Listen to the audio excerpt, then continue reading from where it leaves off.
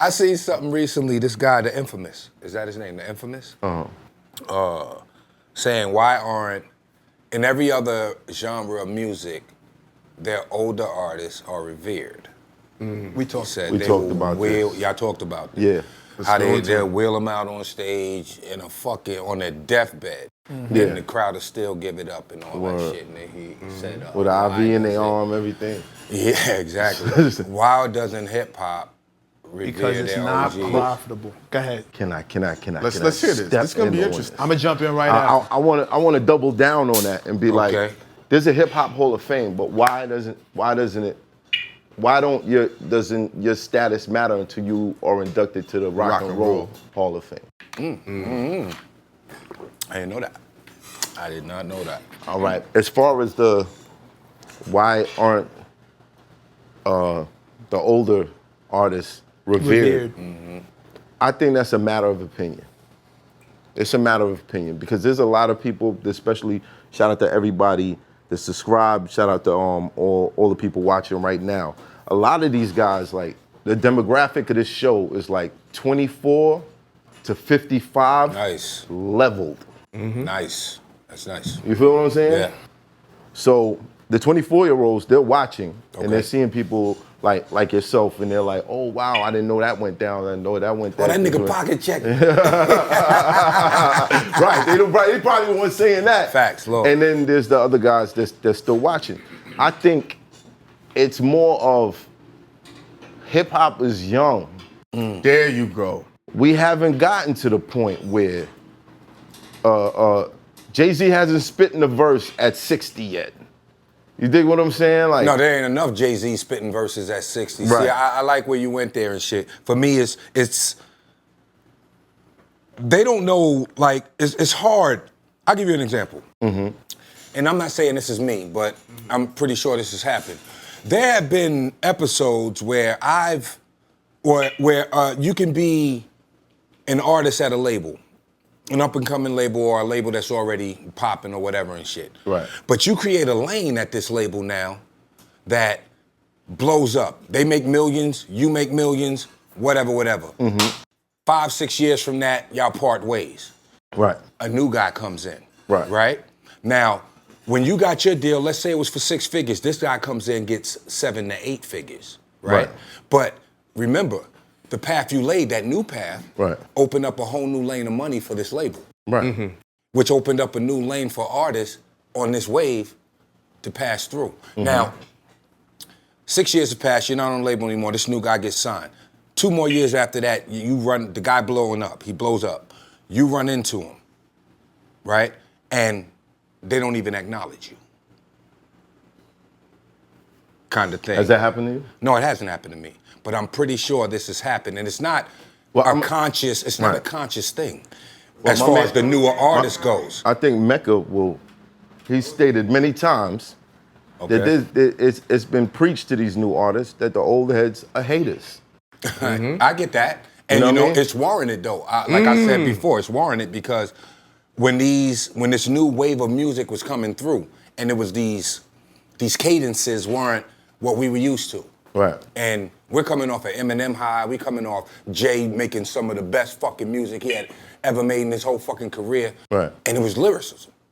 Then the battle rap shit was bop, bop, bop. Bop, bop. Right. And then you coming in and these dudes it's a vibe now. I didn't understand it at first when my kids was trying to put me on to the shit, but I understand it now. And it's like, I think about this, and when I was younger, yeah, we had Big Daddy Kane and all them niggas, but you know which party was rocking the most? The ones that was playing the reggae, the dance hall, the rockers. Right. That's what we used to call it and shit. And it got to the point where I didn't want to hear hip hop in the club.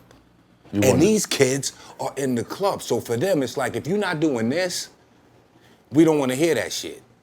And on top of that, you motherfuckers are saying, we not hip hop. We came from y'all. Now, if it was respect on both sides, because there have been artists that came in the beginning, Melle, people like that, but Melle in particular. Melle has shit on hip hop after him. Like, he shit on a lot of people that came after him. And there are a lot of people like myself who are fans, who have been fans, who are still fans of Melle. And to this day, when I see Melle, I speak to him, but Melle was rotten. Yeah. You know, there was an episode where he just passed me by, and my hand was out and all that shit. And I don't know if it was consciously done or if it was just done on some malice shit. Right. Either way, it was like, I watch interviews and things of that, and Mel talk real fucking reckless, and it's like, yo, Mel, there are people, some of these people that you talking about fucking love you, man. Don't do that. Yeah. Don't do that. If anything, show them. If you the best, show them. Show it. Period. I don't give a fuck if nobody listening. You out there fucking doing this shit. Right. You know what I mean? Right. And when it gets to those blocks right there, and then they have day crews and, you know, certain people that work at labels that's bigging them up and telling them when they want to do records with some of these OGs, they're like, you don't want to fuck with him, he's over with. That's another block. But those blocks for them are necessary because the OGs will probably put them on to business things that they should be doing. Why. That's not happening. But I get that. I understand that part. Right. But that's not what we're talking about here. We're talking about the younger generation reaching back to the older generation saying, let's just do a record together. And the Bridging the people gap. who are in the middle right here, like, nah. There's a reason for that. That's intentional. That's not by mistake. That's intentional. Honestly, like just why would Floyd Mayweather fight somebody that's had 10 fights? It wouldn't make sense. It wouldn't make sense for Floyd to do that shit. Or a fighter that's coming up in the ranks, people like him, but he hasn't proven himself. There's a difference between fighting them and sparring with them to make them better. I can spar with you on a single and make you better. I can sit in on your studio session and make you better. Fighting you is me dropping my album the same day as yours and wiping you off the map. That's crazy. That's a fight. Nobody's asking for a fight. What I think a lot of people don't see is I think the idea of the separation, people think that that's by mistake or that just kind of happened. I look at it as way more insidious. I think it's absolutely intentional because if the young artist gets next to you and you get to sit there and tell him all the shit you went through at Def Jam and get to tell him all the ways your contract might have been fucked up and all the ins and outs of the publishing world, and you start telling that dude who's generating somewhere in between $6 to $8 million every couple of months for this label, you start telling him what he's worth, he's gonna turn around and look at the label and say, wait a minute, you motherfuckers is playing me this whole fucking time. But you're not doing that in one studio session. This is what I'm saying. But keeping you away keeps the friendship from happening. I understand that if you develop a friendship. Because Why honestly, risk it? a lot of the newer artists, I mean, not even newer artists, there's people I've done records with, right? And now you don't even have to be in the studio with a motherfucker and shit. But I respect them enough that I'm gonna jump on their shit with them and shit. And you take, damn, I forgot my point. That's trees. Labels, blocks. Labels, blocks. Block in between the young dudes and the older generation. Nah, that wasn't the point I was gonna make. Fuck, I hate when I do that shit. That's what 51 is like, kids. Stop it. Fuck. But anyway, I mean, I get that people, or there's a way to think that, you know, not conspiracy, intentional, absolutely. But it discourages from, there could be some incredible fucking music made if some of these newer cats would step outside their comfort zones and fuck with some of the music maybe that their grandparents fuck with, like we did. Because honestly, we here it is, they do. They do. I hear it now. I heard that Lotto joint.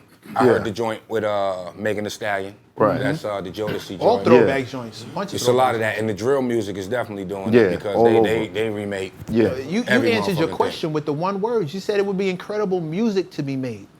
If I'm the label, my interest isn't making music, it's making money. Absolutely. I get to keep the money doing it the way that I'm doing it. I get a new dude who I can bring in, cash out, burn him out, get him out of here, replace him because he's that easy to replace. Finding another Method Man gonna be hard as fuck.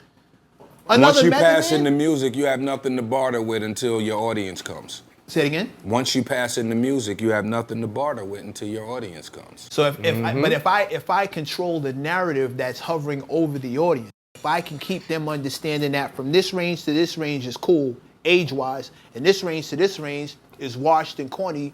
Fuck them and everything they say. I control the narrative. It's hot for trapper turn smack rapper. Only smack rapper that you know is smack rappers.